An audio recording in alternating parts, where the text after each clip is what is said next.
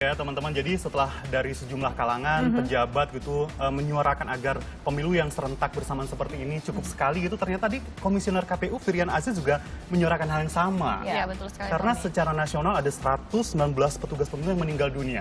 Dan 7 anggota KPPS di antara yang meninggal ini ternyata berada di wilayah Cianjur, Jawa Barat yang meninggal dunia.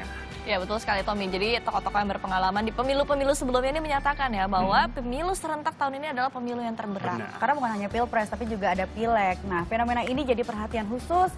Sudah cukup, jangan ada lagi pahlawan demokrasi yang gugur karena tubuh yang kelelahan. Terus bertambahnya jumlah petugas penyelenggara pemungutan suara atau KPPS yang meninggal dunia menjadi catatan khusus pada penyelenggaraan Pesta Demokrasi Tanah Air di tahun ini. Para pahlawan demokrasi satu persatu berguguran pasca pemilu berlangsung. Rekapitulasi yang berjalan maraton pun memaksa para petugas pemilu kerja dengan porsi yang cukup panjang. Di Kabupaten Cianjur tercatat sebanyak 7 orang petugas KPPS meninggal dunia. Mereka gugur diduga akibat mengalami kelelahan selama bertugas. Padahal saat mulai bertugas para anggota KPPS ini sebetulnya dalam kondisi sehat, tanpa ada keluhan kondisi kesehatan. Tak sedikit anggota KPPS yang bertugas di pemilu 2019 sudah lebih dulu aktif dalam pemilu-pemilu sebelumnya. Namun, menurut petugas KPPS asal Cianjur Eko Heri Santoso, pemilu serentak tahun ini jadi pemilu terberat yang pernah ia jalankan selama ini. Karena kita ini kan diporsir. Dalam artian apa? Dari jam 6 itu kita udah di tempat lokasi. Dan setelah itu kita melaksanakan itu kan sampai malam. Dan malam itu ya tenaga kita otomatis dari pikiran ya itu pasti lelah.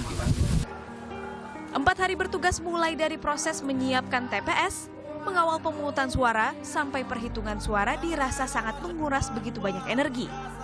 Karena kelelahan, banyak dari petugas KPPS jatuh sakit, bahkan sebagian diantaranya harus dirawat di rumah sakit.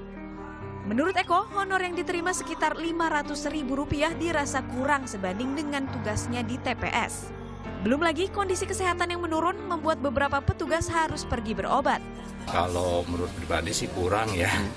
Dan itu juga menurut rekan-rekan juga kurang dengan apa yang diberi, apa sih istilahnya itu uang saku gitu ya, itu menurut saya kurang. Berdasarkan data, Sumantri, petugas KPPS 1 Desa Kertajati, Kecamatan Cidaun, Cianjur, Jawa Barat, menjadi petugas KPPS pertama yang meninggal dunia saat bertugas mengawal pemilu. Tak lama menyusul Sutariat, petugas KPPS 8 Desa Mergasari, Kecamatan Naringgul, juga mengalami kondisi yang sama. Duka belum berakhir karena 4 orang petugas dari TPS lain yakni Entis Tisna Sasmita, Hadiat, Apan, dan Enjang meninggal dunia saat proses pemilu tahun ini belum rampung 100%. Terakhir, Hamim Hardiansyah, 45 tahun, Ketua KPPS 31 Kelurahan Pamoyanan, Kecamatan Cianjur juga meninggal dunia lantaran kelelahan usai bertugas. Kalau bisa ini ya, saya dari rakyat kecil ini ya, kalau bisa dipisahkan antara pemilu presiden sama legislatif.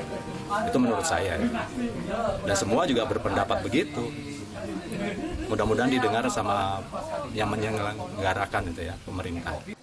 Hal serupa juga disampaikan Ketua KPPS 13 Desa Hegarmanah, Kecamatan Karangtengah Yusuf Ruslanta Jiri.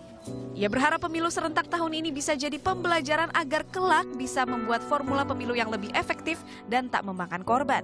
Lebih ekstra itu Pak, iya itu Pak. Karena sangat tanggung jawab itu Pak. Lebih capek apa gimana? Lebih capek Pak, lebih lelah dibandingkan yang ke belakang itu Pak.